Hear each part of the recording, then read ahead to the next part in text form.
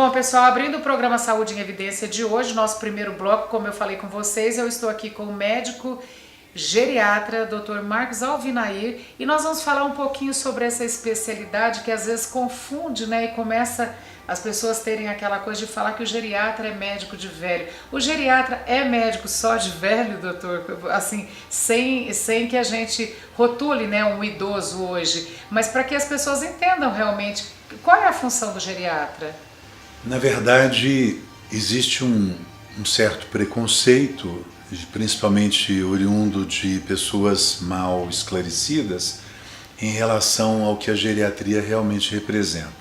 A geriatria é uma ciência médica, portanto, ela é exercida apenas por profissionais médicos e que trata em todas as nuances o fenômeno do envelhecimento, tanto nas nuances preventivas, já a partir de idades tão jovens quanto 18, 20, 25 anos, mas logicamente também acompanhando ao longo do envelhecimento do ser humano as várias etapas da sua vida, e isso incluindo então a vida adulta jovem, a meia-idade, a terceira idade e inclusive a quarta idade, considerada além dos 90 anos.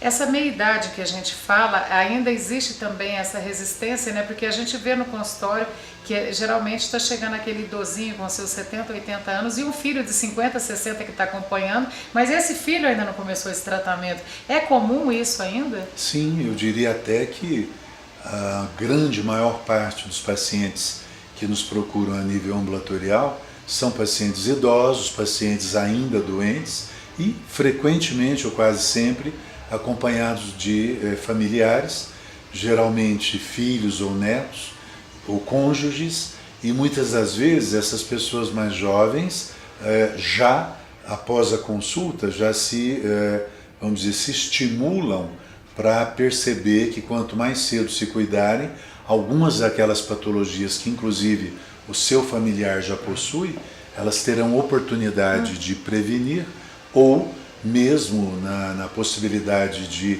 ter um diagnóstico precoce, buscar alguns casos de cura.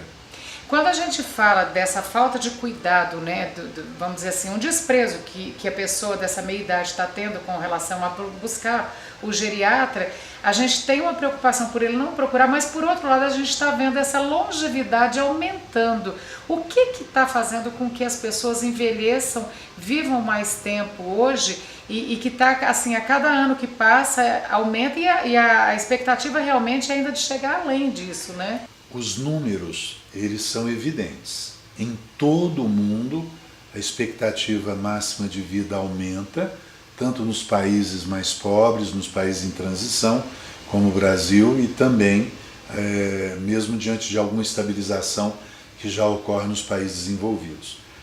Nós temos hoje um exemplo, que seria os estudos estatísticos de longevidade no Japão, em que o Japão, no pós-guerra, por volta de 1950, ele tinha uma expectativa média de vida máxima ao redor de 50 anos. Qual é a expectativa hoje? Hoje, no Japão, uma mulher, uma criança do sexo feminino que nasça hoje, tem uma expectativa de vida que já ultrapassa os 90 anos e o homem na faixa de 86. Bom, Dr. Marcos Alvinair, para a gente encerrar, eu gostaria que o senhor falasse para o nosso telespectador quais são os fatores, assim, as medidas mais importantes que ela tem que tomar para poder chegar ao envelhecimento saudável com qualidade de vida.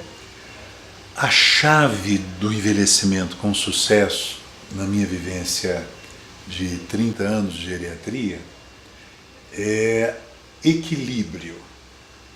Se nós contextualizarmos, nós vamos entender que vai mais longe, vai melhor, quem investe desde cedo em 3 aspectos: proteção e promoção da saúde física, combatendo vícios como o cigarro, o alcoolismo, o uso de drogas ilícitas, buscando controlar principalmente os principais fatores de risco que geram envelhecimento precoce, como a obesidade, o diabetes, a hipertensão, os problemas ligados ao excesso de gordura no sangue.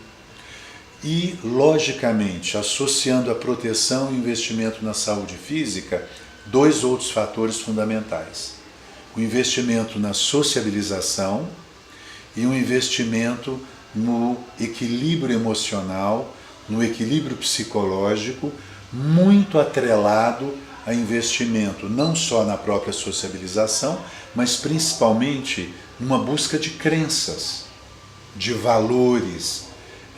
Esse equilíbrio maior que investe no psiquismo, na mente, na sensação de pertencer, que seria a sociabilização, evitando principalmente as evoluções para a solidão, para o isolamento, para a depressão e a melancolia. Se esse conjunto ele se alicerça a um organismo bem cuidado, inexoravelmente, com exceção, né, dos fatores que eu chamaria de acidentais, essa população que se cuida e busca esse equilíbrio, ela tende a viver mais, manter a sua autonomia, a sua independência, e mesmo nas etapas finais de vida, quando já se deparam com o enfrentamento da própria finitude, da própria morte, que seria uma grande discussão ao longo de toda a vida, as pessoas que buscaram viver bem todas as etapas anteriores, de alguma forma, elas escrevem uma história bem escrita, elas configuram uma obra pessoal, e isso dá um respaldo para o enfrentamento da própria incerteza da morte. Principalmente, na minha experiência pessoal, aquelas pessoas que têm também no seu alicerce um investimento numa crença religiosa, num crédito, principalmente numa esperança, ainda que seja no desconhecido, o que estaria além da morte física. Pessoas que têm crença, que têm religiosidade, que têm no investimento social, no investimento psíquico e no corpo, um equilíbrio sem extremismos, são pessoas vencedoras. Com certeza. Doutor, eu agradeço demais o senhor estar aqui hoje nessa primeira edição do programa Saúde em Evidência. Tá aí o recado dado, gente, do médico geriatra Dr. Marcos Alvinair sobre o envelhecimento saudável, que é a geriatria. Tira essa coisa da sua cabeça de achar que o geriatra é médico de velho, que não é não. O geriatra, quanto mais cedo você procurar, você vai ter uma velhice saudável e vai ter mais qualidade de vida, com certeza. Eu vou para o intervalo e eu volto no outro bloco com o Dr. Luiz Augusto Matar.